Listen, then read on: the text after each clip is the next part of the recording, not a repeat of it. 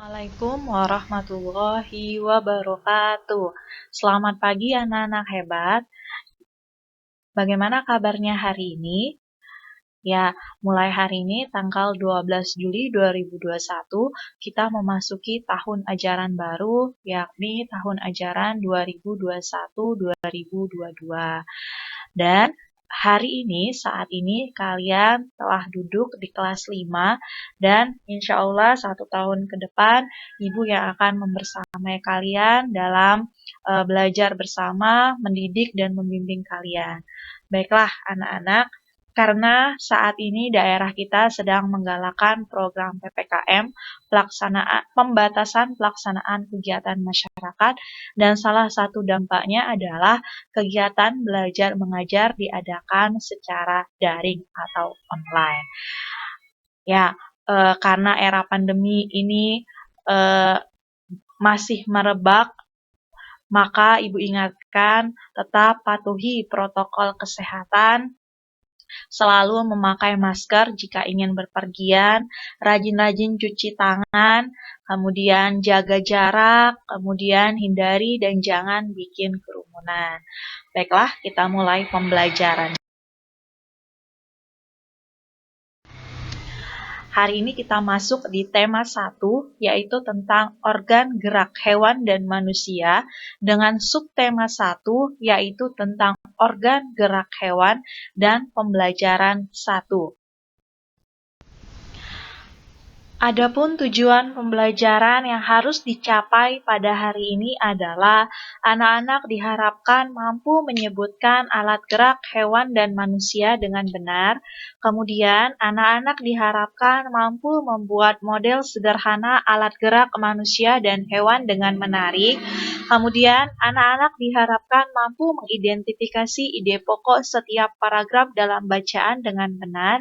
Dan yang terakhir, anak-anak diharapkan mampu menyajikan hasil identifikasi pokok pikiran dalam teks tulis dan lisan secara lisan, tulis, dan visual secara terperinci. Baiklah, sekarang kita baca bersama-sama teks bacaan yang berjudul Organ Gerak Manusia dan Hewan. Salah satu ciri dari makhluk hidup adalah bergerak. Secara umum, gerak dapat diartikan berpindah tempat atau perubahan posisi sebagian atau seluruh bagian dari tubuh. Makhluk hidup akan bergerak apabila ada rangsangan yang mengenai sebagian atau seluruh bagian tubuhnya. Gerak pada manusia dan hewan menggunakan organ gerak yang tersusun dalam sistem gerak. Organ gerak berguna untuk berjalan, berlari, melompat, meloncat, memegang, menggali, memanjat, berenang, dan sebagainya. Organ gerak pada hewan dan manusia memiliki kesamaan. Alat-alat gerak yang digunakan pada manusia dan hewan ada 2 macam, yaitu alat gerak pasif berupa tulang dan alat gerak aktif berupa otot. Kedua alat gerak ini akan bekerja sama dalam melakukan pergerakan. Kerjasama antara kedua alat gerak tersebut membentuk suatu sistem yang disebut sistem gerak. Tulang disebut alat gerak pasif karena tulang tidak dapat bergerak dengan sendirinya. Tanpa adanya alat gerak aktif yang mempengaruhi tulang, maka tulang-tulang pada manusia dan hewan akan diam dan tidak dapat membentuk alat pergerakan yang sesungguhnya. Walaupun merupakan alat gerak pasif, akan tetapi tulang mempunyai peranan yang besar dalam sistem gerak manusia dan hewan. Otot disebut alat gerak aktif karena otot memiliki suatu senyawa kimia yang membuatnya dapat bergerak.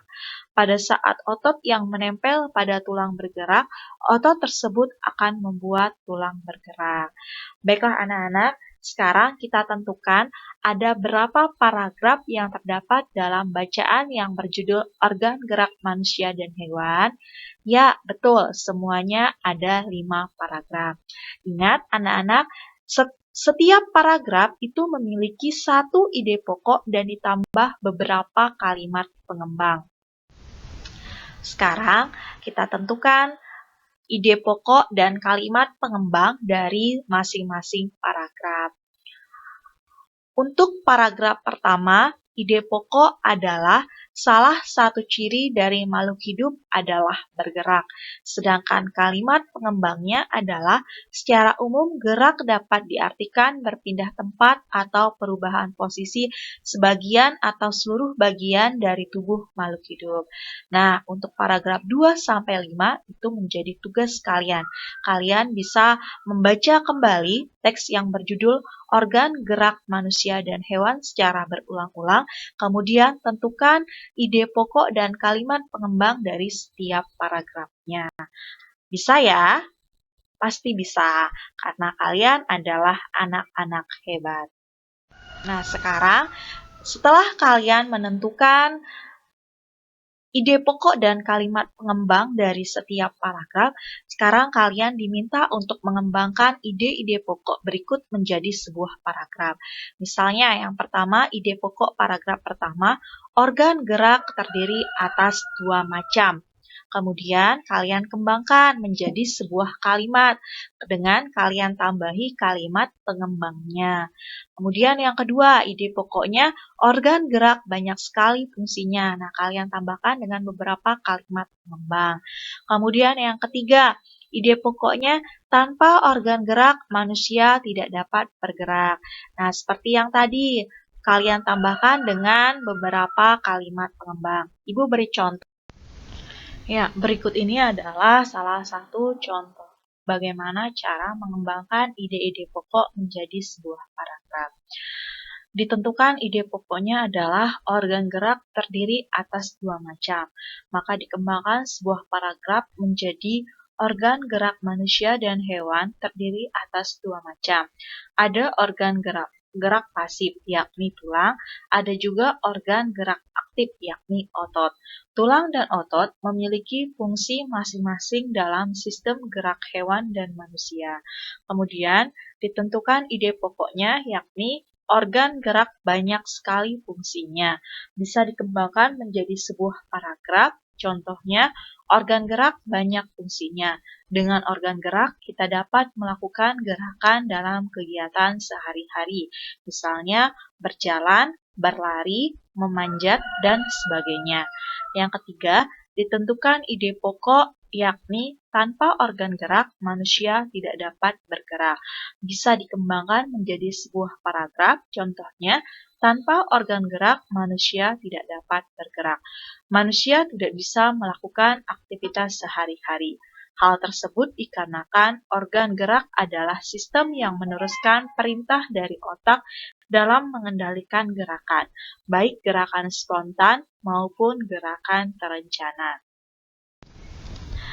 Sekarang, kita mendiskusikan bersama-sama mengenai apa yang dimaksud dengan ide pokok bacaan, kemudian apa fungsi ide pokok bacaan, bagaimana cara menentukan ide pokok bacaan. Pertanyaan yang pertama, apa itu ide pokok bacaan? Ide atau gagasan yang menjadi dasar atau pokok pengembangan sebuah paragraf. Pertanyaan yang kedua, apa fungsi ide pokok bacaan? Ide pokok bacaan berfungsi sebagai dasar pengembangan paragraf. Pertanyaan ketiga, bagaimana cara menentukan ide pokok bacaan? Caranya yang pertama, kita diminta untuk membaca teks bacaan secara keseluruhan. Setelah membaca, barulah kita bisa menentukan inti paragrafnya. Karena inti paragraf itu adalah ide pokok bacaan tersebut. Demikianlah pembelajaran kita pada hari ini. Kita lanjutkan besok hari pada pembelajaran kedua. Semoga apa yang telah Ibu sampaikan dapat bermanfaat. Kalian dapat memahami materi pembelajaran 1 dengan benar. Akhir kata Ibu ucapkan terima kasih. Wassalamualaikum warahmatullahi wabarakatuh.